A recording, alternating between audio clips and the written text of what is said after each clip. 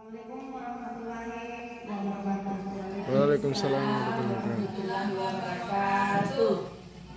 Puji syukur kita panjatkan kehadirat Allah Subhanahu wa taala yang masih memberikan kita nikmat sehat pada pagi hari ini untuk melaksanakan salah satu kegiatan oleh CGP kita Ibu Nur Fajri SPD. Untuk hari ini kegiatan yang akan kita lakukan adalah diseminasi budaya positif.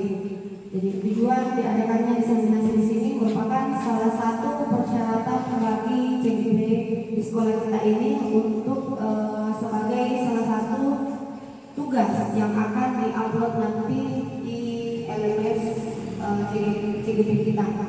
Nah untuk itu Bapak Ibu, untuk mempersingkat waktu saya persilahkan kepada Ibu Nur Fajri selaku CGP Angkatan 11 untuk menyebarkan pemahaman dan penerapan pengalaman budaya positif. Saya persilakan. Oke, baik Bapak Ibu, Assalamualaikum warahmatullahi wabarakatuh. Waalaikumsalam warahmatullahi wabarakatuh. Puji syukur kita panjatkan kehadirat Allah Subhanahu wa taala yang telah memberikan kita nikmat kesehatan dan kesempatan untuk hadir mengikuti kegiatan diseminasi budaya positif kali ini. Bapak Ibu, terima kasih saya ucapkan sekali lagi. Nah, untuk mengefisienkan waktu langsung saja. Jadi kali ini Bapak Ibu, saya ingin menyebarkan pemahaman dan penerapan pengalaman dalam budaya positif. Nah, untuk konsep inti budaya positif itu sendiri ada 7. Yang pertama, perubahan paradigma pembelajaran. Yang kedua, disiplin positif. Yang ketiga, motivasi perilaku manusia. Yang keempat, kebutuhan dasar manusia. Yang kelima, posisi kontrol restitusi. Yang keenam, keyakinan kelas. Dan yang ketujuh, segitiga restitusi.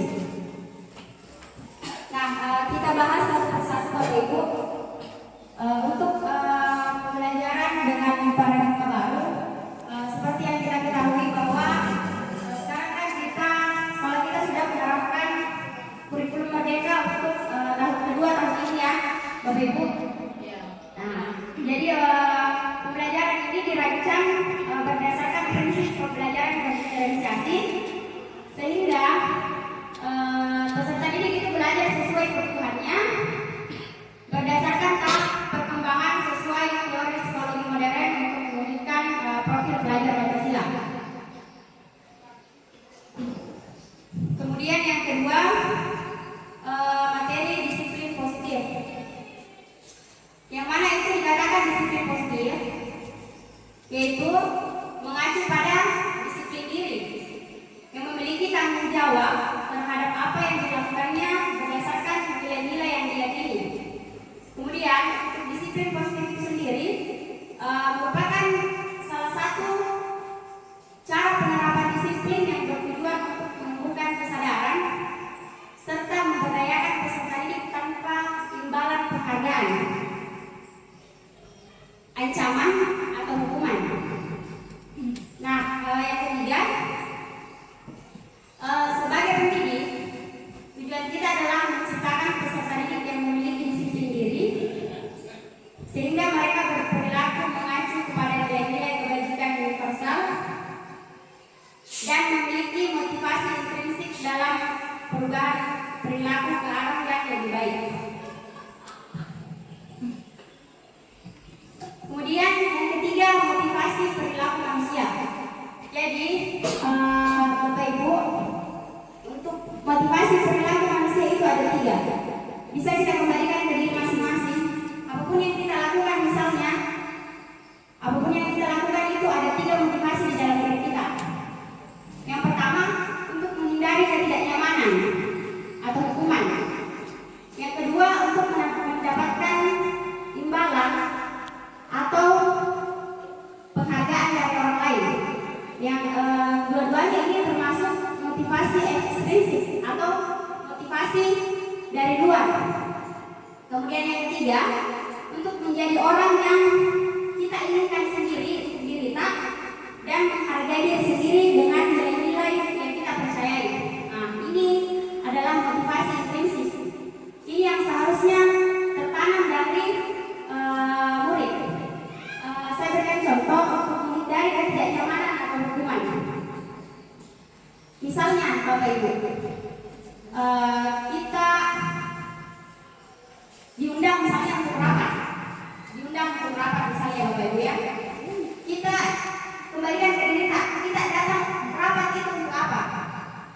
Apakah karena menghindari ketidaknyamanan atau hukuman dari kepala sekolah, ataukah mau dapat penghargaan?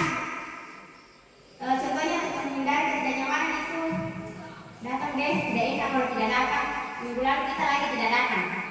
Itu adalah motivasi ekstrinsik, motivasi dari luar, bukan yang ada di dalam diri kita. Nah, kemudian motivasi ekstrinsik yang kedua itu yang untuk mendapatkan imbalan atau penghargaan dari orang lain. Contohnya, saya tadi berikan contoh, kalau dalam misalnya kita diundang rapat, karena kita mau bilang datang deh sebentar untuk lagi kepala sekolah, misalnya, itu untuk mendapatkan penghargaan dari orang lain.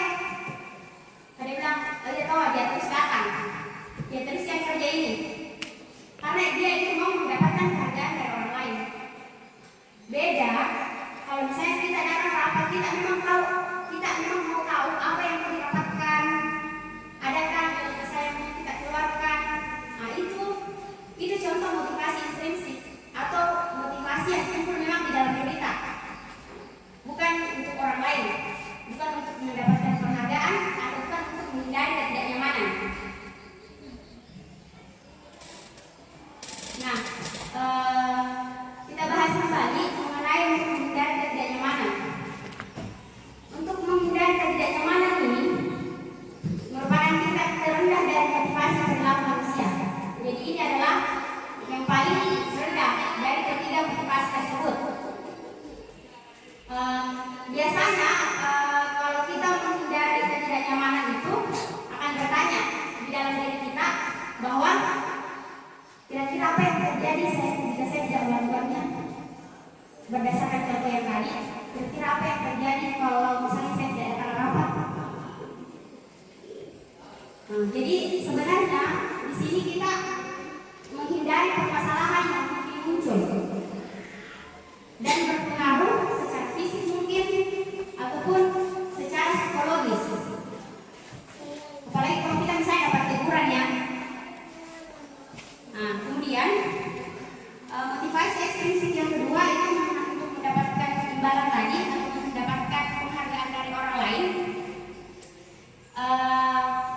Ini merupakan motivasi satu tingkat di atas motivasi yang menghindari hukuman tadi, yaitu untuk mendapatkan penghargaan dari orang lain. Nah, orang yang memiliki motivasi ini berpikir, kira-kira apa yang akan saya dapatkan jika saya melakukannya. Saya berikan contoh yang dapat. Kira-kira teman-teman akan memuji saya kalau saya rajin datang rapat, atau kepala sekolah akan memuji saya jika saya rajin datang rapat. Seperti itu. Jadi ini motivasi dari luar, bukan yang timbul di dalam diri kita. Nah, karena kita mau dapat hadiah, kita mau dapat pengakuan atau imbalan. Nah, selanjutnya ini motivasi intrinsik yang semestinya muncul di dalam diri kita, muncul di dalam dirinya murid kita. Karena ini pertanyaannya dalam diri kita, apa yang akan menjadi orang seperti apa saya bila saya melakukannya. Ini memang timbul di dalam diri, karena kita ada nilai-nilai yang kita yakini, misalnya tanggung jawab. Karena memang tanggung jawab kita sebagai guru misalnya ya, saya ini mau datang rapat karena ini memang tanggung jawab. Kemudian menjadi orang yang melakukan nilai-nilai yang memang kita percayai. motivasi ini merupakan motivasi yang membuat kita memiliki disiplin positif, karena motivasi berperilakunya itu bersifat intrinsik atau dari dalam. Selanjutnya Bapak Ibu, kebutuhan dasarnya kita itu ada 5. Ya, untuk mengetahui apa itu kebutuhan dasar, sesuatu yang kita lakukan untuk mendapatkan apa yang kita inginkan.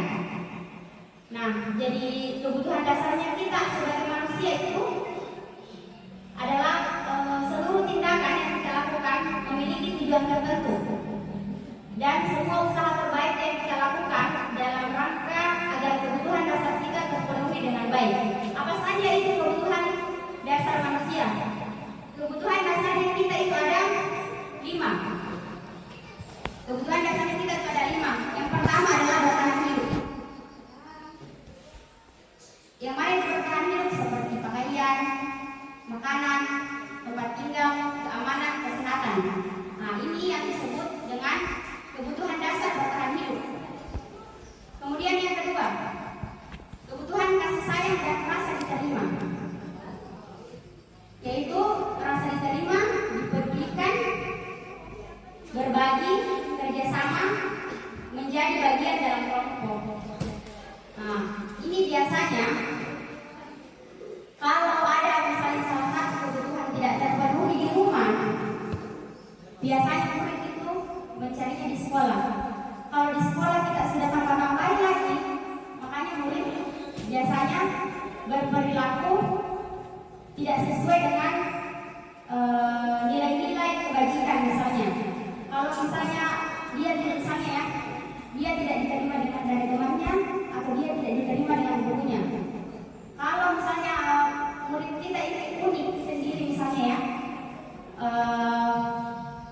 dia akan merasa ada kebutuhannya yang tidak terpenuhi.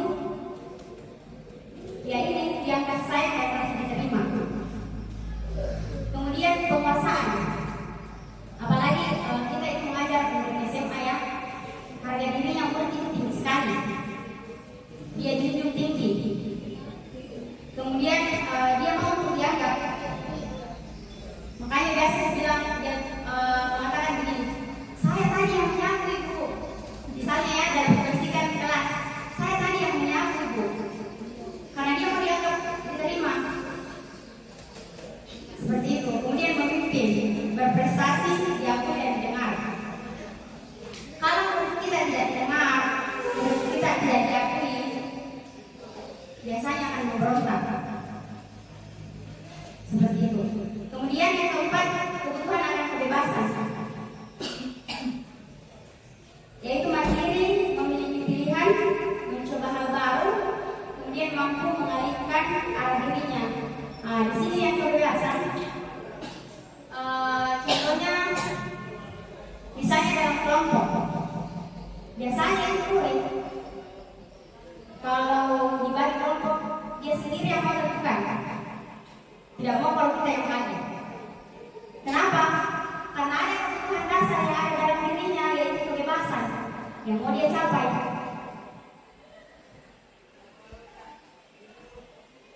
Kemudian yang kelima adalah kesenangan. Kenapa kesenangan termasuk kebutuhan dasar manusia? Yang seperti yang saya sebutkan tadi Bapak Ibu, bahwa misalnya ini murid tidak kurang, misalnya kalau misalnya pulang dari sekolah, dia kerja sampai malam mungkin, kemudian dia istirahat, pasti bermainnya kurang atau humornya kurang. Makanya di sekolah dia biasa dipakai ke teman-temannya, dia bermainlah sambil belajar, dia ketawa-ketawa lah. Karena apa? Karena memang itu adalah kebutuhan dasarnya. Nah, selanjutnya untuk 5 posisi kontrol restitusi. Nah, di sini kita perannya di sini kita Bapak Ibu untuk 5 posisi kontrol restitusi. Kita kembalikan ke diri kita masing-masing lah. Kita ini sebagai guru penghukum kah? Atau kita sebagai guru pembuat peraturan?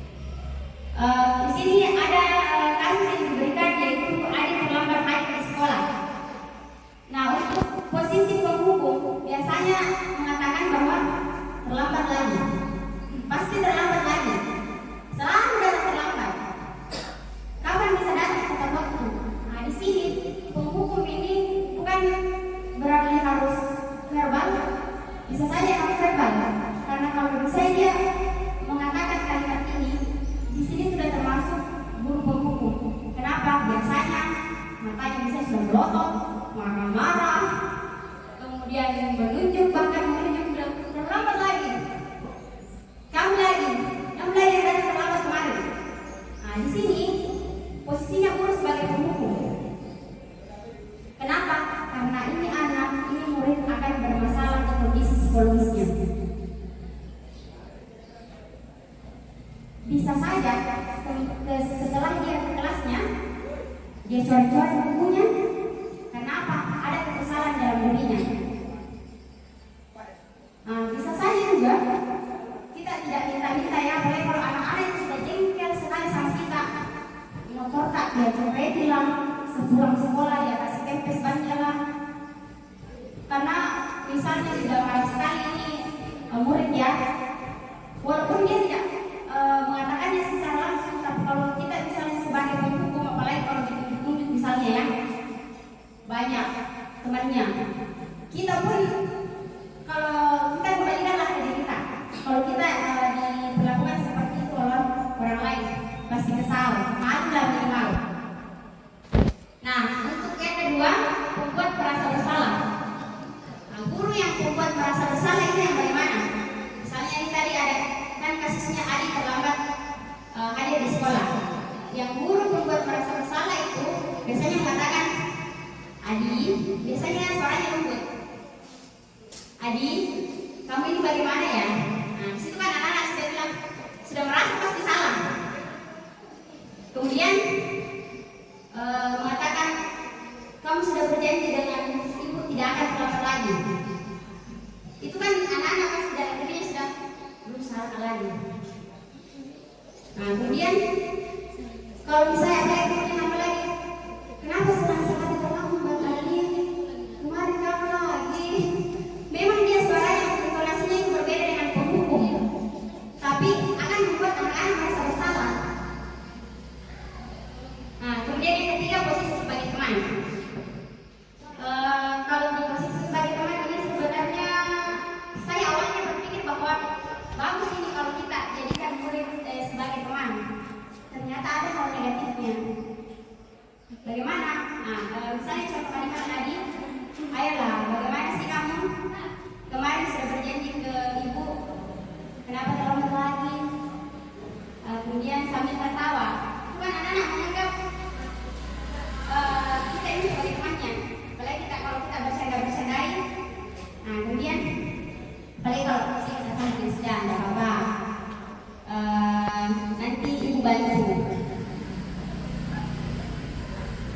Terus negatifnya ini kalau kita sebagai posisikan murid sebagai teman, biasanya kalau murid berbuat salah, dia akan mengandalkan kita, dia akan mengandalkan gurunya yang merasa dirinya ini sebagai teman. Kemudian negatifnya lagi, biasanya guru yang memperlakukan murid sebagai teman itu, si murid ini tidak mau mendengar guru lain. Dia hanya mau misalnya kalau diperintahkan atau disuruh sama guru si A, kalau guru si B tidak mau. Kalau kita memposisikan diri sebagai teman. Kemudian yang keempat itu pemantau. Yang mana dikatakan ini guru pemantau? Nah, yang dikatakan ini guru pemantau, contoh kalimatnya misalnya, Adi, tahu sekarang jam berapa? Tahu pembelajaran dimulai jam berapa? Misalnya dia jawab jam 7.15 ibu, dan sekarang sudah jam 7.30. Nah, artinya kamu terlambat 15 menit. Nah, di sini posisinya guru sudah memantau. Nah, kemudian guru langsung bilang, tahu konsekuensinya kalau terlambat? Nanti kalau istirahat, selesaikan tugasnya. Nah, ini artinya waktunya nanti kita ambil waktu jam istirahatnya. Kemudian posisi terakhir yaitu posisi manajer. Nah, sebaiknya sebagai guru kita sudah mulai memposisikan diri sebagai manajer. Nah, yang bagaimana itu dikatakan posisi guru sebagai manajer? Misalnya pertanyaannya seperti ini. Adi, apakah kamu tahu kita di sekolah kita jam belajarnya mulai dari jam berapa? Jadi kita berbicara dengan hati dulu ya. Kemudian kalau dia sudah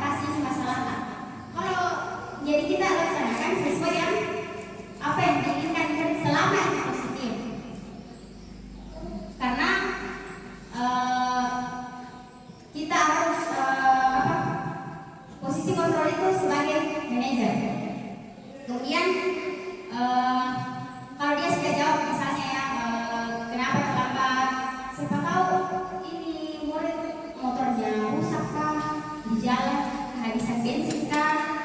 Pasti kan setelah kita tanyakan bahwa bagaimana caranya memperbaiki masalah, apakah dia bilang untuk pertemuan selanjutnya Bu saya tidak akan terlambat lagi, kan bisa saja kan murid mengatakan hal itu. Nah kita catatlah itu apa yang dikatakan murid, kita ingatkan nanti, kemudian sampaikan oke, baik, itu bisa dilakukan. Ditanya lagi, jadi minggu depan apakah kira-kira ada masalah atau misalnya besok ya, jangan minggu depan, kira-kira besok ada masalah atau datang terlambat, kan dia kembalikan pasti ke dirinya. Kalau misalnya tadi kehabisan bensin, pasti dia muncul di dalam dirinya itu kondisi memang bensin. Misalnya ya, kalau misalnya masalah yang sama, kan kita tidak tahu apa yang akan terjadi besok begitu. Nah, jadi kita kembalikan lagi. Nah, kita katakan oke, baik, saya menghargai usahamu untuk memperbaiki diri. Kan dia sudah katakan tadi atas keterlambatannya besok dia akan datang tepat waktu. Jadi kita mengatakan bahwa saya menghargai usaha kamu untuk datang tepat waktu. Nah, selanjutnya keyakinan kelas. Mengapa keyakinan kelas? Mengapa bukan peraturan kelas? Kira-kira kenapa Bapak Ibu keyakinan kelas? Kenapa bukan peraturan kelas?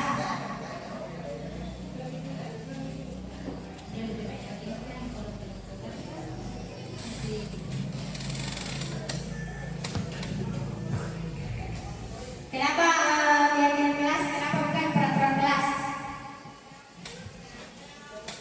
Kalau keyakinan ya lebih meyakinkan siswa, tapi kalau kita pakai peraturan kelas itu lebih tidak terlalu lebih meyakinkan lah kalau kita ambil keyakinan dibanding peraturan. Oke, baik, terima kasih Ibu Indra atas jawabannya. Kalau keyakinan kelas juga itu dibuat bersama, ya, sebaiknya sih dilakukan sama seperti biasanya kita menggunakan istilah wajar belajar, ya. Nah, untuk keyakinan kelas itu dibuat bersama, misalnya di pertemuan pertama tahun ajaran baru, dibuat keyakinan kelas. Kita minta murid apa kira-kira yang harus disepakati di kelas ini. Bisa saja dia menjawab datang tepat waktu, atau mengumpulkan tugas tepat waktu, atau menjaga kebersihan kelas. Kita kembalikan ke dia yang buat, kita sama-sama buat. Kita terima masukannya selama itu tidak melanggar norma-norma yang ada, seperti itu. Karena dia sendiri yang akan buat. Jadi nanti kalau misalnya melanggar, kita ingatkan bahwa apa keyakinan kelas yang kamu yakini misalnya. Kalau saya terlambat, kan pasti dia ingat, oh iya Bu, datang tepat waktu. Nah, seperti itu. Nah, bagaimana caranya pembentukan keyakinan kelas itu? Yang pertama dia itu bersifat abstrak, kemudian berupa pernyataan universal, kemudian dibuat dalam pernyataan positif. Ya, sudah saya sampaikan tadi Bapak Ibu bahwa selama itu tidak melanggar norma-norma dan memang sesuai, makanya keyakinan kelas itu harus dibuat bersama. Karena kalau kita yang buat, peraturan namanya. Nah, kemudian jangan terlalu banyak, sedikit saja agar mudah diingat. Kalau terlalu banyak, keyakinan kelasnya lupa juga nanti. Jangan lupa disesuaikan dengan kondisi kelas dan sekolah sehingga mudah diterapkan. Nah, di sini biasanya untuk keyakinan kelas di sekolah kita itu bisa saja berbeda untuk orang yang di sekolah itu. Karena beda sekolahnya, penerapannya kondisi kelasnya juga berbeda. Nah, untuk selanjutnya, semua warga sekolah, kalau misalnya keyakinan sekolah, atau semua warga kelas, kalau itu keyakinan kelas, dilibatkan saat membuat keyakinan kelas. Nah, di sini saya sebenarnya sampaikan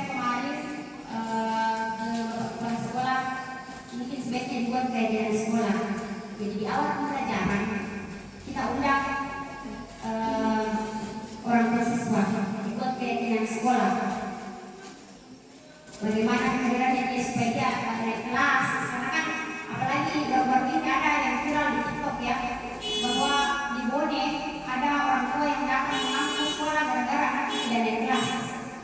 Alasannya karena kurikulum merdeka itu sudah tidak ada yang tidak naik kelas. Begitu yang disampaikan oleh orang tua siswa. Padahal ini anaknya cuma 2-3 kali datang. Berarti ada miskonsepsi antara kurikulum merdeka dengan kenaikan kelas ini. Walaupun kurikulum merdeka Bapak Ibu kalau misalnya cuma 2 kali 3 kali datang, bagaimana kita mempertanggungjawabkan juga? Makanya di sini sebaiknya dibuat keyakinan kelas di awal atau keyakinan sekolah. Sebaiknya keyakinan sekolah pada saat MPLS mungkin diundang orang tua, diberikan pemahaman. Kemudian yang terakhir adalah segitiga restitusi. Nah, ini adalah segitiga restitusi merupakan proses dialog antara guru dengan murid agar ini menghasilkan murid yang mandiri dan bertanggung jawab. Jadi kalau misalnya ada masalahnya, kita lakukan sesuai dengan segitiga restitusi, sesuai dengan keyakinan kelasnya, kemudian kita terapkan dalam segitiga restitusi. Dan segitiga restitusi ini ada 3, yaitu validasi tindakan yang salah, menstabilkan identitas, dan menanyakan keyakinan, seperti keyakinan kelas yang sudah dibuat sebelumnya misalnya. Nah, bagaimana itu yang dikatakan menstabilkan identitas? Menstabilkan identitas itu berdasarkan prinsip membuat kesalahan adalah bagian dari proses pembelajaran. Namanya manusia, tidak ada yang sempurna. Jangankan murid, kita saja guru pasti ada saja salah kata. Nah, bagaimana yang dikatakan menstabilkan identitas itu? Kalimatnya bisa saja berbuat salah itu wajar, ya. Kemudian tidak ada manusia yang sempurna. Kemudian kalau misalnya kita pernah melakukan hal tersebut, misalnya tadi keterlambatan ya, kita harus katakan kepada murid, ibu juga pernah terlambat, tapi jangan lupa apa alasannya. Nah, kemudian di sini ibu atau bapak guru di sini tidak mencari siapa yang salah, tapi ibu mau mencari solusi atas permasalahan ini. Ini yang dikatakan menstabilkan identitas. Kemudian kamu berhak merasa begitu. Yang kedua itu validasi tindakan yang salah. Kalau misalnya kita berbuat tidak sesuai misalnya dengan keyakinan kelasnya, jadi validasi tindakan yang salah ini berdasarkan prinsip setiap perilaku berupaya memenuhi suatu kebutuhan tertentu. Jadi untuk validasi tindakan yang salah itu kita mengatakan bahwa kamu pasti punya alasan mengapa melakukan hal itu. Misalnya dia terlambat, ya, dia terlambat pasti ada alasannya. Kemudian sebenarnya kamu itu bisa melakukan hal yang lebih buruk dari ini kan, tapi nyatanya kan dia tidak melakukan hal yang lebih buruk. Kemudian ini tergantung sebenarnya permasalahan yang dia buat. Nah, selanjutnya itu kamu patut bangga karena telah melindungi sesuatu yang penting bagi dirimu. Lalu yang terakhir itu kamu melakukannya karena mempertahankan sesuatu yang penting bagimu. Nah, untuk yang terakhir, kalau misalnya dia sudah tidak menstabilkan identitas, validasi tindakan yang salah, yang terakhir itu menanyakan keyakinan kelas yang sudah dibuat sebelumnya. Berdasarkan teori kontrol pada dasarnya kita itu termotivasi secara intrinsik seperti yang sudah disebutkan tadi, motivasi di dalam diri. Kita tanyakan apa keyakinan kelasnya, kemudian nilai apa yang sudah disepakati, saya akan bertanggung jawab. Di sini akan bertanggung jawab. Kemudian seperti apa gambaran sebuah kelas yang ideal menurut kamu, atau kamu ini menjadi orang yang seperti apa? Di sini selanjutnya saya ada contoh penerapan segitiga restitusi.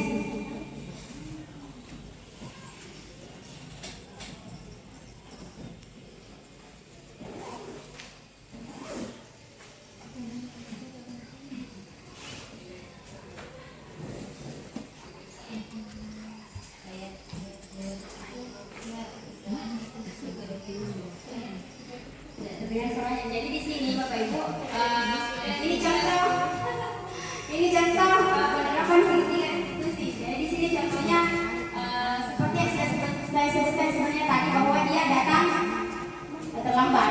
Jadi kita tanyakan.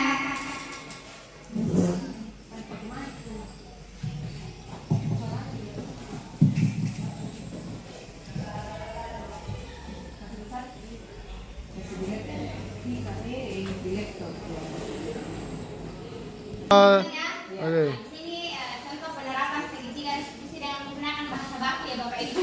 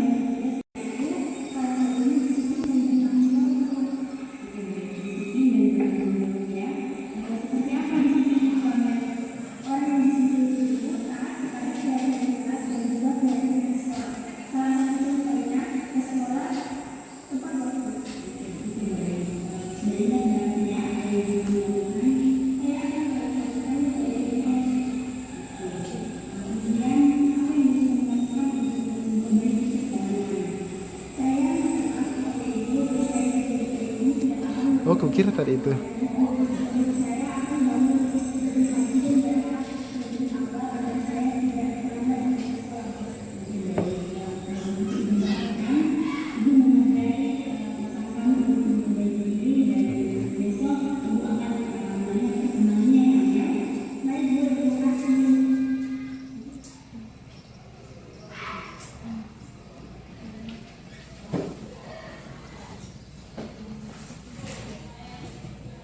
Oke, baik Bapak Ibu, sekian dari pemaparan yang bisa saya sampaikan mengenai budaya disiplin positif.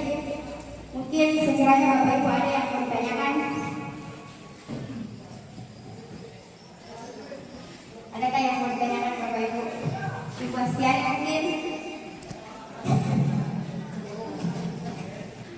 Atau Ibu Sabrian, ada yang mau ditanyakan Ibu? Bertanya.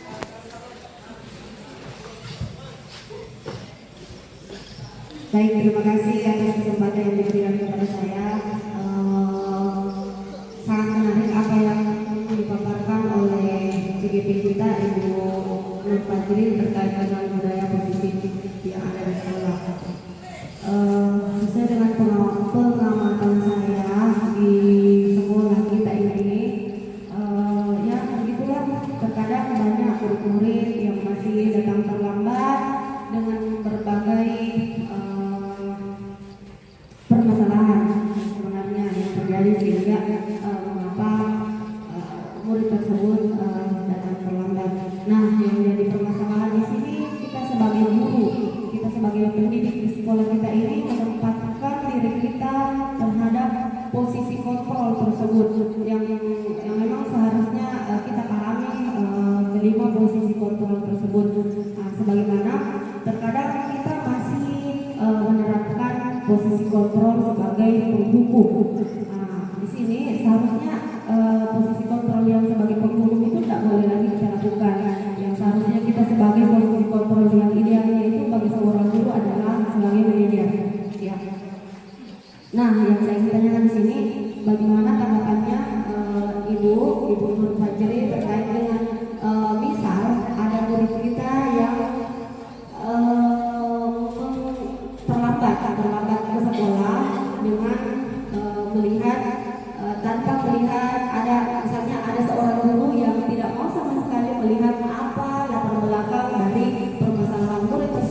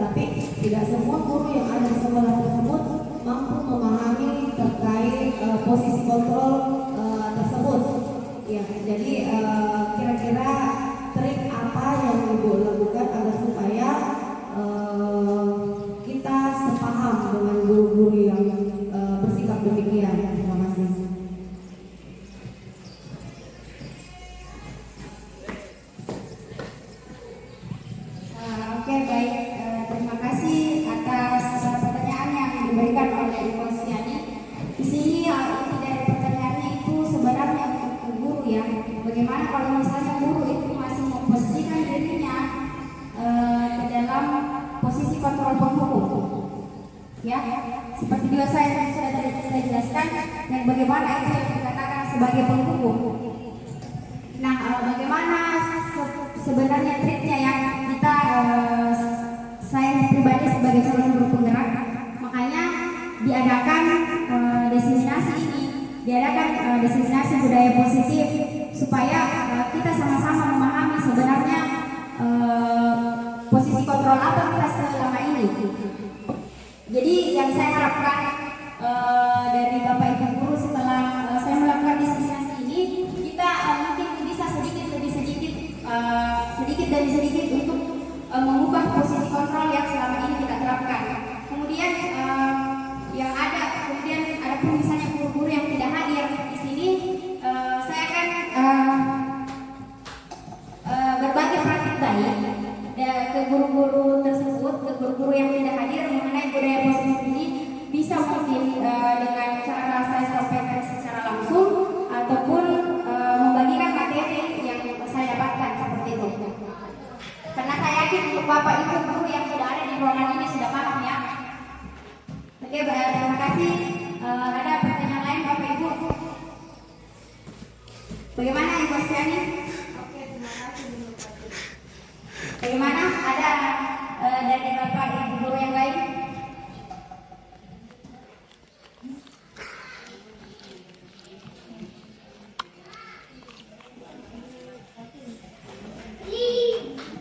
Ada Bu? Ada pertanyaan Bu? Bu Hembre. Ada pertanyaan Bu?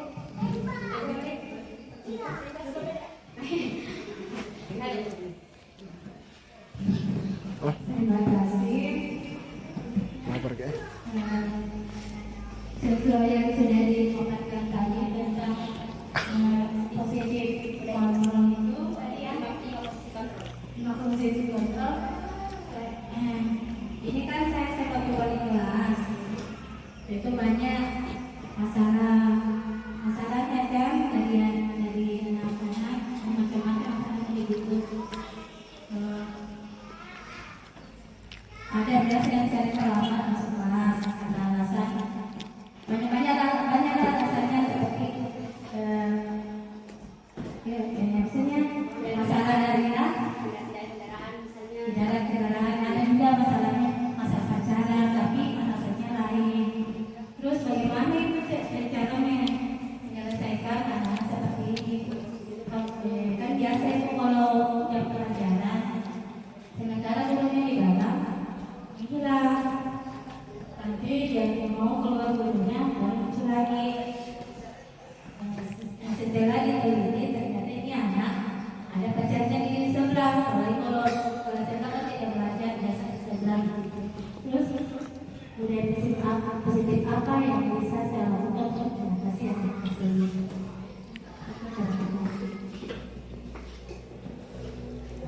Oke, terima kasih banyak atas pertanyaannya Ibu Indriani. Di sini posisinya Ibu Hemri sebagai wali kelas dan mungkin banyak dari teman-teman guru yang memberikan keluhannya terhadap muridnya ya Bu, anak-anaknya, anak walinya. Nah, sebenarnya kita sebagai guru, kita dulu yang selesaikan baru kembali ke walinya. Itu tugas tak guru.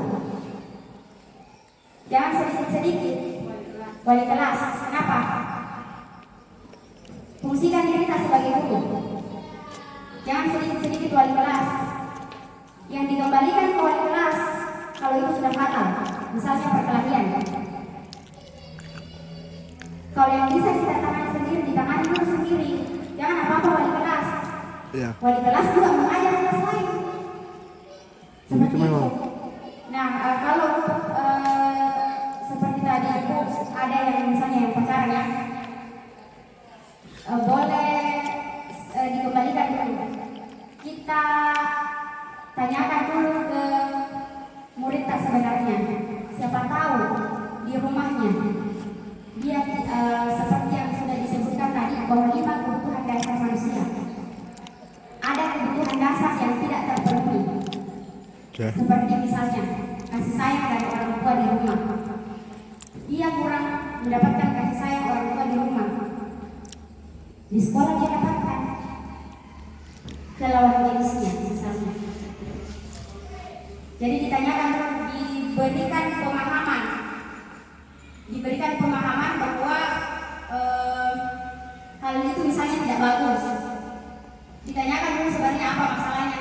Dia namanya juga siswanya, apalagi kita SMA ya, apalagi kita SMA itu memang usianya seperti itu. Jadi kita berikan pemahaman. Kalau misalnya hal itu negatif kita sampaikan.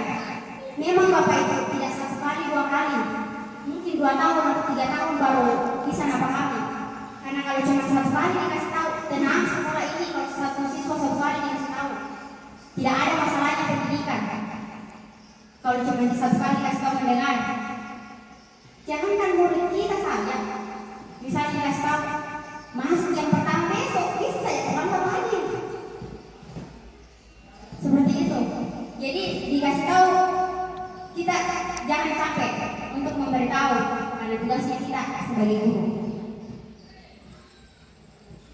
Hal lain juga Bapak Ibu, contohnya ya, misalnya ini Bu, si A tidur terus di kelas.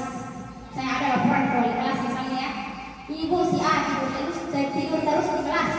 Kenapa kembalikan ke wali kelas? Hanya diberita. Kenapa anak-anak tidur?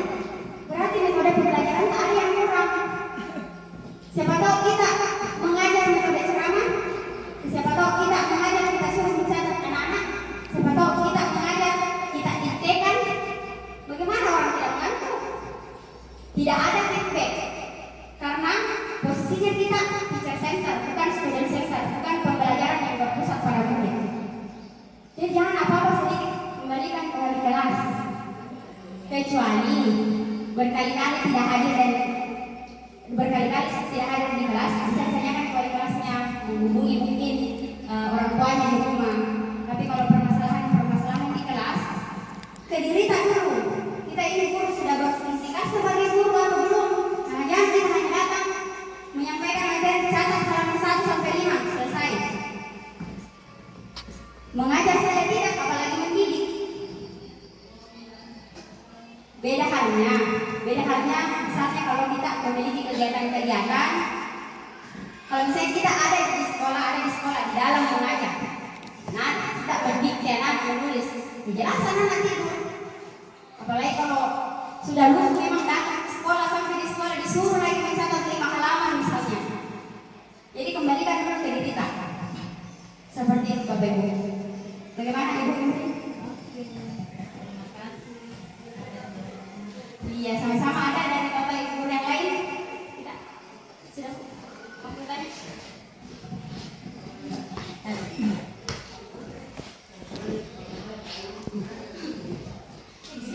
Begitu, kalau ada masalah jangan langsung ke wali kelas, prosesnya ditangani dulu. Iya, mau bertanya bukan ini.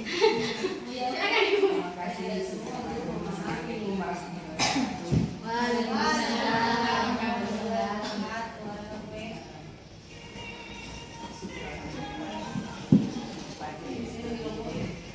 Materinya ini sangat menarik.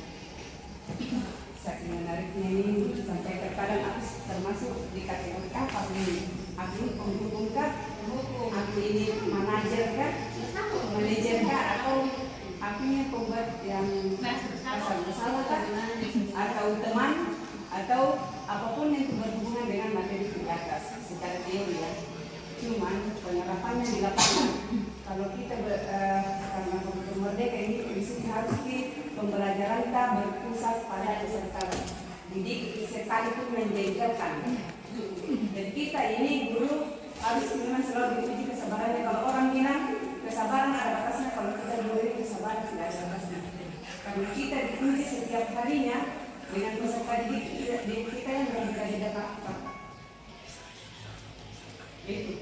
Jadi terkadang apa yang menjadi kesepakatan kita, kontrak belajar kita, terkadang itu bukan sudah diyakini bersama. Namanya keyakinan kelas, kita sepakati bersama, buat bersama. Kalau beliau kita ada penawaran, dia juga ada penawaran. Gimana kita menawarkan itulah nanti solusinya dan inilah finishnya. Tapi ketika dilanggar otomatis, ya tetap itu. Kalau misalkan kesepakatannya itu terlambat 5 menit atau 10 menit, itu kategori tidak bisa masuk. Bagaimana itu? Apakah aku ini termasuk mendukung? Karena jelas itu bagian dari, tetapi bagian dari bagaimana caranya menerapkan kesesuaian ini supaya beliau disiplin, patuh, tertib. Karena kalau selama ini itu yang kucoba, alhamdulillah sedikit demi sedikit terkikis gitu. Oh ya, beliau sudah mengerti, paham bahwa oh ya, jadi dan itu kategori bukan bekas bolos. PT tidak masuk dalam terlambat, tidak dirugikan dan apapun yang menjadi kewajibannya, misalkan hari itu ada tugas harus beliau kerja. Kecuali memang beliau yang tidak masuk, itu kategori bolos. Jadi bagaimana menyikapi siswa yang bukan maksudnya sekali 2 kali saja beliau melanggar dari apa yang sudah kita yakini disepakati. Terima kasih. Assalamualaikum warahmatullahi wabarakatuh. Oke, baik Ibu Kartini, terima kasih atas pertanyaannya, menarik sekali ya. Selalu kita ketemu di sekolah tadi, namanya pertempatan sering kita temui di sekolah. Jadi pertanyaan Ibu, bagaimana sebenarnya menyikapi ketika sudah membuat keyakinan kelas namun masih dilanggar seperti itu? Diadakan segitiga restitusi. Kita adakan segitiga restitusi seperti yang sudah saya paparkan di materi teori kelas tadi. Caranya itu kita panggil ini siswa, tapi secara pribadi, tidak di dalam kelasnya misalnya, atau tidak di depan banyak orang. Kita panggillah secara pribadi, atau misalnya setelah pembelajaran kita panggil secara pribadi. Juga dulu ada yang bertanya misalnya, kita tanya nih kenapa misalnya terlambat. Karena kalau secara pribadi dengan secara banyak orang pasti dia menerimanya berbeda. Kalau secara pribadi dia merasa disayangi. Kalau secara umum misalnya banyak orang lain, banyak guru atau ada siswa lain di situ, walaupun kita menasihati menasihatinya, dia bisa saja merasa malu dan akan melakukan lagi. Karena ada orang lain yang dengar misalnya terlambat lagi, kemarin terlambat lagi, saya banyak temannya seperti itu. Jadi kita panggil saya secara pribadi dan kita adakan segitiga restitusi yang tadi. Kita tanyakan kenapa terlambat, kita validasi tindakannya yang salah, kemudian ditanyakan keyakinan kelasnya seperti itu. Dan yang kedua, cocok disebut ya seperti yang kita katakan tadi, jangan berhenti bersabar. Karena kalau murid cuma dikasih tahu 2-3 kali dan sudah normal kembali, tidak ada masalah di dunia pendidikan. Akan aman ini sekolah, kalau sudah dikasih tahu dan langsung mendengar, sudah tidak ada lagi berarti masalah. Namanya kita ada saja alasan murid lah mungkin, atau apa yang siap berbagai alasan yang mungkin dia keluarkan. Tapi coba kita lakukan dulu ini segitiga restitusi. Dipanggil dulu secara pribadi, ditanyakan apa kendalanya, kemudian menstabilkan identitas yang salah, divalidasi. Misalnya saya terlambat, seperti yang saya sudah sebutkan tadi, saya terlambat karena tidak ada kendaraan atau tidak ada yang antar. Jadi kita validasi ya, kalau sebenarnya ibu juga pernah terlambat, tapi karena hal misalnya kehabisan bensin di jalan, baru ditanyakan lagi kira-kira apa keyakinan kelasnya yang dilanggar seperti itu. Pasti dia bilang datang tepat waktu. Nah di sini pada saat dia bilang datang tepat waktu, kita tanyakan lagi kira-kira ada masalah tak? Mungkin kita mata pelajarannya siapa tahu 1 kali dalam 1 minggu ya. Kira-kira ada masalah tak datang minggu depan untuk terlambat lagi? Kita tanyakan hal seperti itu. Kira-kira minggu depan kalau datang tidak ada kira-kira kendala datang terlambat. Seperti itu. Terima kasih. Saya lanjutkan ke Ibu. Ya, masalahnya ini terkadang peserta kita keterlambatan pelanggarannya itu ya, bagian dari keterlambatan itu adalah satu hal yang terkadang yang hari-harinya ya. Piket pertama Selasa itu supaya membuktikan 18 terlambat. Piket yang kedua Selasa depannya itu 13. Piket yang ketiga 8. Piket yang ini tadi alhamdulillah sisa 6. Masalahnya ini apakah ini akan direstitusi per individu atau berjamaah? Karena jelas itu kalau berjamaah, begitu pula dengan yang di kelas terkadang berjamaah juga. Jadi apa ini triknya, metodenya kita apa, jurus amputa ini? Karena terus terang ini kesabaran kita dewa ini para guru di sini dikasih menyikapi, memahami ini peserta didik dalam hal seperti itu. Tapi kita tetap bersabar dan terkadang manusia biasa kini nggak ada yang sempurna seperti Allah Subhanahu Wa Taala. Maksudnya terkadang ada juga pasti semua guru-guru pasti akan begitu. Ya makanya ada rasa itu kita harus tetap berpusat pembelajaran kita berpusat pada peserta didik, berpihak pada peserta didik sekalipun menjadikan dan kesabaran kita ini yang dimuntahkan ini apapun trik itu sudah keluar semua ini jurus-jurusnya. Jadi siapa tahu Gunung Pagri dia sebagai CGP angkatan 11 ini ada trik lain yang kemungkinan setidaknya adalah gebrakan di CGP-nya ini yang membuat kita semua ini tersentuh dan itu bisa diterapkan diaplikasikan dalam kehidupan pembelajaran di sekolah ini. Terima kasih. Oke, baik Ibu. Kalau untuk permasalahan itu, kalau yang saya dapatkan di CGP itu Bu adalah segitiga restitusi. Itu secara individu. Kenapa? Karena siapa tahu ini anak ada kebutuhan dasar yang tidak terpenuhi di dalam dirinya. Ada kebutuhan dasar yang tidak terpenuhi dalam dirinya. Karena ini anak apa? Ini anak kan hidup bersosial. Siapa tahu ini anak ada masalahnya di rumah kan, di keluarga kan, di antara pertemanannya kan, yang tidak terpenuhi di dalam dirinya. Seperti itu. Makanya kita adakan segitiga restitusi untuk mengetahui sebenarnya apa masalahnya. Jadi dilakukan itu Bu per individu, tidak bisa per kelompok. Karena namanya juga pilih kita tidak sendiri Bu. Sebenarnya kita tidak sendiri, mungkin 2-3 orang. Kita panggil sebenarnya satu-satu, jangan kita panggil pada saat itu. Kalau misalnya kalau kita piket, jangan dipanggil pada saat itu. Nanti misalnya selesai jam pelajaran pertama kan, atau jam istirahat, jangan 2 dipanggil tolak, karena pasti akan merasa. Kita datangi ke apa bahasanya, apa ada yang minta tolong begitu, baru kita tanyakan. Saya kita bisa dari hati ke hati, begitu ceritanya. Terima kasih Bu. Ada lagi atau ada tambahan dari Bastian?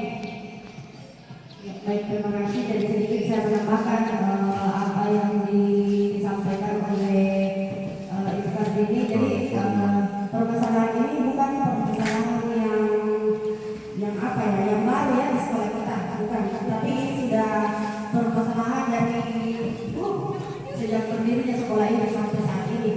Sedikit saya tambahkan dari apa yang dijelaskan oleh Ibu Nurma bahwa murid yang bermasalah itu kita bisa apa ya, salah satu cara yang bisa dilakukan yaitu dengan melakukan segitiga restitusi. Jadi mulai dari menanyakan apa permasalahan yang dihadapi, kemudian kira-kira apa yang akan dilakukan sehingga dia tidak akan terlambat lagi, dan setelah itu mungkin ada kita menanyakan kembali ke depannya seperti apa perjanjian ketika misalnya melanggar lagi seperti itu. Nah, yang saya tambahkan di sini untuk Ibu Kartini bahwa ketika kita melakukan segitiga restitusi itu kita tidak berhenti pada saat di situ saja. Ketika murid sudah menyampaikan apa solusi yang akan dia lakukan ke depan pada saat untuk mengurangi misalnya keterlambatannya, akan tetapi kita sebagai guru yang memposisikan diri kita sebagai manajer itu tetap ada nanti tindak lanjutnya. Dalam artian di sini tetap kita mengontrol lagi untuk kedepannya apakah ini anak sudah tidak terlambat lagi atau masih melakukan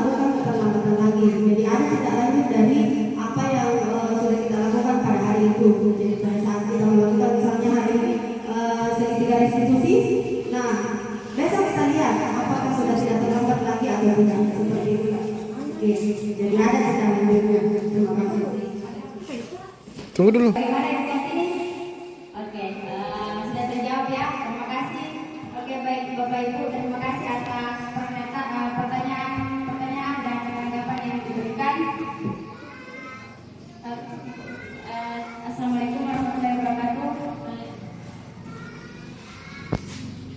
Baik, terima kasih Ibu Nur Fajri yang sudah menyampaikan menyebarkan pemahaman dan penerapan pengalaman terkait dengan budaya positif yang ada di sekolah.